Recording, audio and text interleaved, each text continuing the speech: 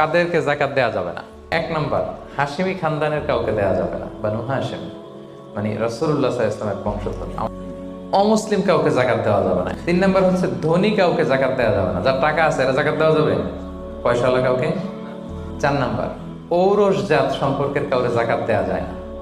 হ্যাঁ, আপনার বাবা, আপনার মা, আপনার নানা নানি, দাদা দাদি, যত উপরে যাক, এদেরকে আপনি যাকাত দিতে পারবেন না। পাঁচ নাম্বার হচ্ছে স্বামী তার স্ত্রীকে যাকাত দিতে পারবে না। কেন? কারণ স্ত্রীর ভরণ পোষণ দেয়া স্বামীর জন্য কি ফরজ বা ওয়াজিব। তা আপনার তো তার ভরণ পোষণ দিতে হবে, যাকাত দেবেন কিভাবে? স্ত্রী দিতে পারবে হাজবেন্ডকে। ইন এনি কেস, আসলে হাজবেন্ড ওয়াইফের মধ্যে যাকাত দেওয়ানোর সম্পর্ক নাকি? তো ভালোবাসার সম্পর্ক। স্বামী স্ত্রীর মধ্যে তো ভালোবাসার সম্পর্ক। আর ভাবির যাকাত কিন্তু একসাথে হবে না, বুঝতে পারছেন? ভাবির যাকাত ভাবি দিবে, আপনার যাকাত আপনি দিবেন।